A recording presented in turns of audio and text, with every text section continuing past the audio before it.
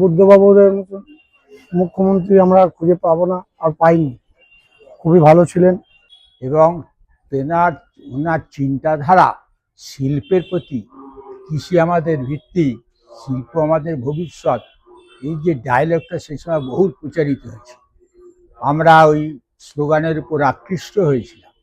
কিন্তু বর্তমানে সেই শিল্প ধ্বংস করে দেওয়ার পর, টাটা চলে যাওয়ার পর এখন যা পরিস্থিতি, মুখে বাগাড়ম্বর কথাবার্তা বিজেপি শাসিত সরকারের দেখা যাচ্ছে, তাতে কোনো কিছুই সাধারণের লাভ হবে বলে মনে হচ্ছে না।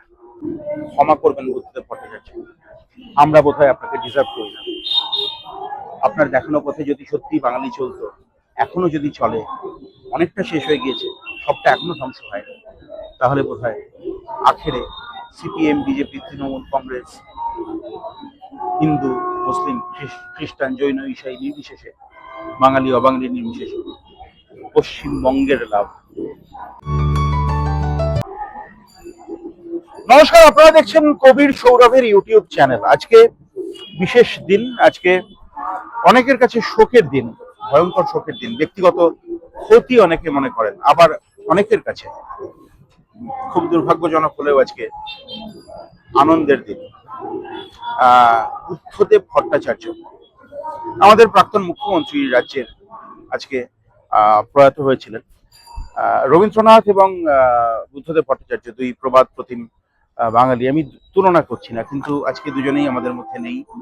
এবং রবীন্দ্রানুরাগী বুদ্ধদেব ভট্টাচার্য এই শ্রাবণে আমাদের ছেড়ে চলে গিয়েছিলেন। যদিও রবীন্দ্রনাথের যে ব্যাপ্তি, রবীন্দ্রনাথের যে প্রভাব জনজীবনে আন্তর্জাতিকভাবে মানুষের কাছে, আমি তার সঙ্গে অন্য কোনো বাঙালির তুলনা করছি না। নেতাজির যে ব্যাপ্তি, তার সঙ্গে অন্য কোনো বাঙালির তুলনা করছি না। আজকে বাংলা একটা বিশেষ দিন দেখছে। বুদ্ধদেব ভট্টাচার্যর মিম সোশ্যাল মিডিয়ায় ছড়িয়ে পড়েছে। তসলিমা নাসরিন কলকাতায় আসার কে কেন্দ্র করে, আসার ঘটনাকে কেন্দ্র করে আপনারা দেখেছেন। ওঠ নাড়ে বুদ্ধবাবুর রোগশয্যার ছবি, যাকে আবালবৃদ্ধ বনিতা বাঙালি ভারতবাসী এক বাক্যে দল, মত, ভাষা, বর্ণ, ধর্ম, লিঙ্গ নির্বিশেষে শ্রদ্ধার আসনে বসিয়েছেন।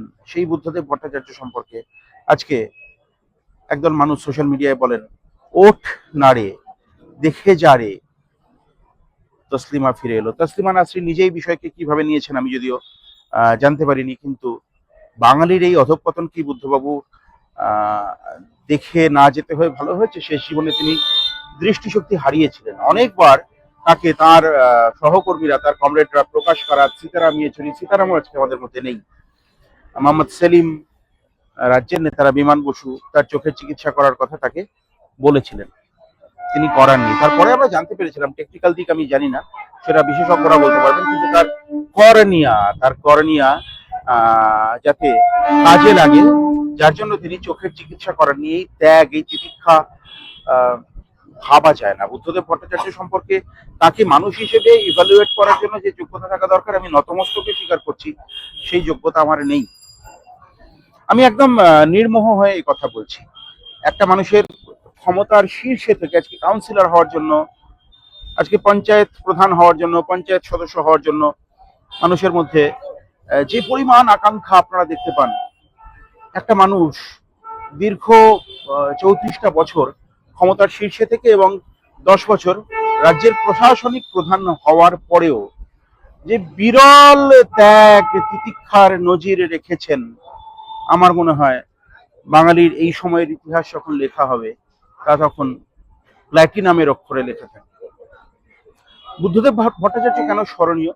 দেখুন, এই রাজ্যে যখন বামফ্রন্ট সরকারে আসে, তখন তাদের ঐতিহাসিকভাবে প্রধান কাজ ছিল, ঐতিহাসিকভাবে সত্য, আপনি বামফ্রন্টের সমর্থক হতে পারেন, বামফ্রন্টের বিরোধী হতে পারেন, কেউ কেউ পাগলের মতো কমেন্ট করে যেতে পারেন, একদম অন্ধের মতো 34 বছরের রাজ্যটাকে শেষ করে দিয়েছে। কেউ কেউ আবার ততোধিক অন্ধের মতো বলতে পারেন যে মাবেদের কোনো বিকল্প হয় না। আমি কোনো অন্ধত্বেরই পক্ষপাতী নই, কোনো অন্ধত্বের নয়।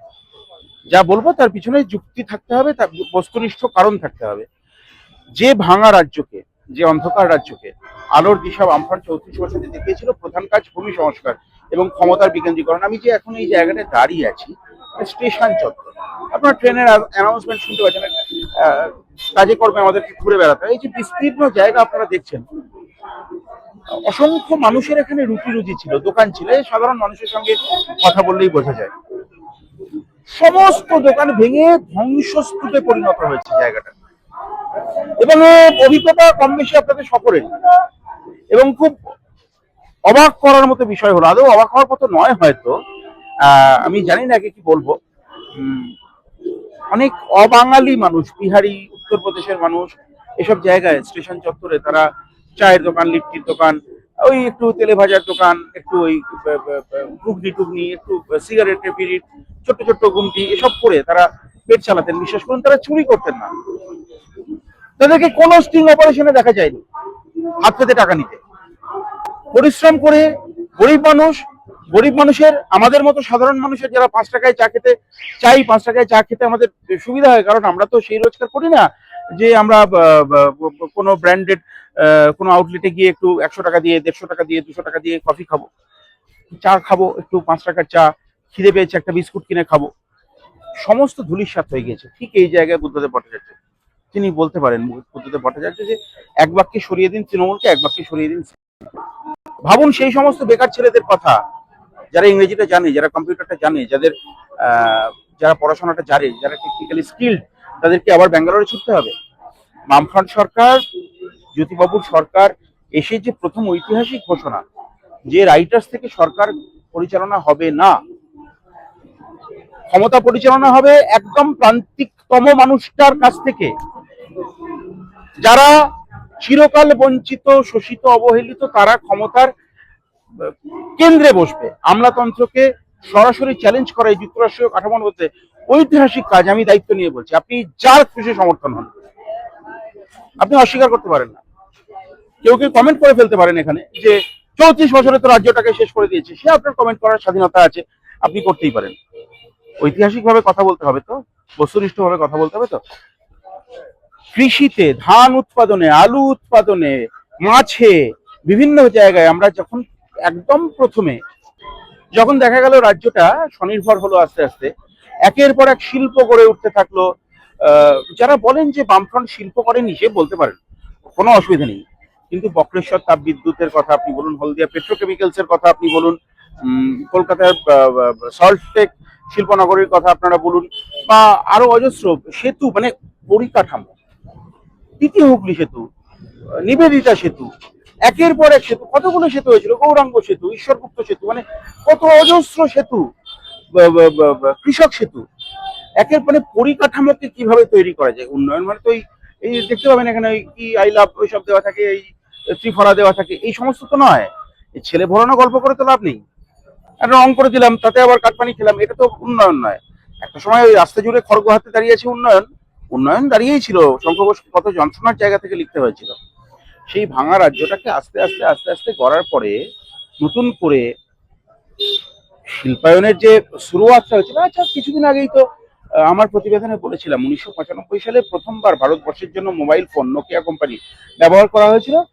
The first caller, the first user, official user of mobile phone in India was Mr. Jyoti Basu, the former Chief Minister of West Bengal. কেন?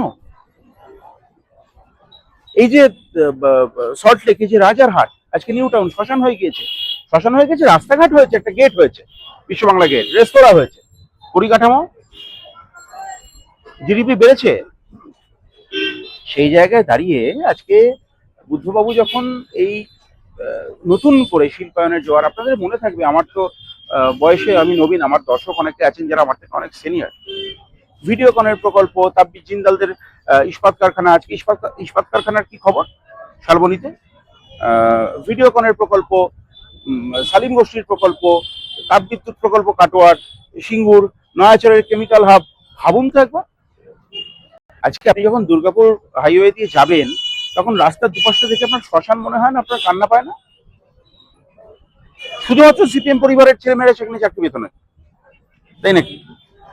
একটা অটোমোবাইল শিল্প হলে তার অ্যান্সিলারিজ যে সমস্ত শিল্প আসে, একটা ছোট হসপিটালকে কেন্দ্র করে আপনি দেখবেন তো, একটা প্রাইভেট হসপিটালকে কেন্দ্র করে কত অজস্র লোক একটু পরোটা বিক্রি করছে, একটু চা বিক্রি করছে, একটু চপ বিক্রি করছে, একটু পান বিক্রি করছে, একটু সিগারেট বিক্রি করছে, পেট চলছে। তাহলে একটা কারখানা যদি হতো অটোমোবাইল, এবং the cheapest car, the point of view, the vision he had, the cheapest car in India, the world, বুদ্ধবাবু স্বপ্ন দেখেছিলেন। আজকে যারা বুদ্ধবাবুর স্বপ্নকে আজকে রাজনীতি করার জন্য আজকে করতেই পারেন ব্যবহার, দল বদল করতেই পারেন, জার্সি বদল করতেই পারেন, ইতিহাস অস্বীকার করতে পারবে না। বুদ্ধদেব ভট্টাচার্যকে সেদিনই সরানোর জন্য আমি ল্যান্ডমাইন বিস্ফোরণের কথা তো ছেড়েই দিলাম, বুদ্ধদেব ভট্টাচার্যকে বামফ্রন্ট সরকারকে উৎখাত করার জন্য কোন কোন শক্তি সেদিন একত্রিত হয়েছে। আজকে তো সিঙ্গুরে ফিরে যেতে হচ্ছে, হলো কারখানা, হলো শিলান্যাস, হোক আমরা চাই। আমার চ্যানেলের পক্ষ থেকে, খুব ছোট চ্যানেল কিন্তু আমি বলছি, জোর গলায় সমর্থন করব যদি দেখি সদর্থক কোনো ভূমিকা নেওয়া হচ্ছে শিল্পায়নের জন্য, সত্যি করে সদর্থক কোনো ভূমিকা নেওয়া হচ্ছে, যদি সত্যি হয়। শুধু মুখে বলে তো হবে না। সেদিন বুদ্ধদেব ভট্টাচার্যকে সরানোর জন্য কারা কারা এক জায়গায় হয়েছিলেন, কোন প্রাক্তন কোন বর্তমান, আমি আলাদা করে নাম করছি না, ইতিহাস নিশ্চয়ই বিচার করবেন।